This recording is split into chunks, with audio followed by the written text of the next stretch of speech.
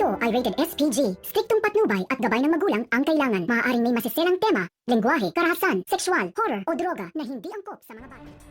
Natatawa na lang si Miguelito nang ibinalita na ni Rigor na wala na nga si Don Julio at Franco. Tanong naman ni Roberto si Rigor kung ano na ang nangyari kay Tanggol at Ramon. Walang pag-alinlangan na sinabi ni Rigor kay Roberto na nakatakas umano si Tanggol at Ramon. Ngingit-ngit sa galit si Miguelito nang marinig niya mula kay Rigor na nakatakas umano si Tanggol. Duro-duro niya si Rigor at sinabing wala nga raw silbi itong si Rigor at wala nang tiwala ang mga gerero sa kanya. Malaya at buhay pa raw umano si Tanggol. Samantalang matapos niyang nakatakas ni Lucio, agad naman siyang lumapit kay Roberto upang humingi ng tulong. Bigyan naman ng pera ni Roberto para makatago at makalayo umano kay Tanggol.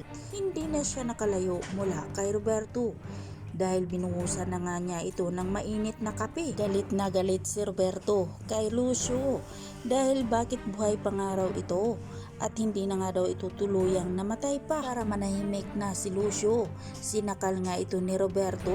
Hindi inaasahan ni Lucio na matapos siyang gagamitin ni Roberto, ililigpit rin pala siya. Sa kabilang banda, tahimik na bumuo ng plano si Tanggol at Ramon para singilin ang mga gerero sa lahat ng ginawang kapalastangan sa kanilang pamilya. Samantalang sa mansyon ng mga gerero, talo na naman itong si Don Gustavo at Miguelito. Lalong galit na itong si Miguelito matapos niyang marinig mula kay Gustavo na mas nakararapat si Tanggol na nanalo bilang mayor dahil may dignidad at may malasakit na tunay sa mga tao. Napasigaw si Miguelito sa galit at nakalimutan niyang papa niya ang kanyang kaharap. Agad siyang inawat ni Jackie para hindi tuluyang masira ang kanilang pamilya. Gitna ng gulo at pagsisigawan, biglang sumigaw si Erika na tama na. Patingin na lang ang lahat kay Erika at sobrang pag-alala dahil umaagos na nga ang dugo sa kanya. Agad na sinabi ni Jackie na kailangan ng madala ni Erika sa ospital. Na binuhat ni Santino si Erika at isinakay sa sasakyan patungo sa ospital. Ngunit sa gitna ng daan,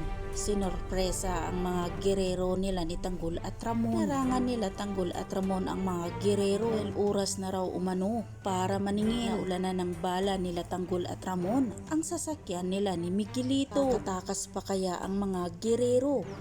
Maililigtas kaya si Erika?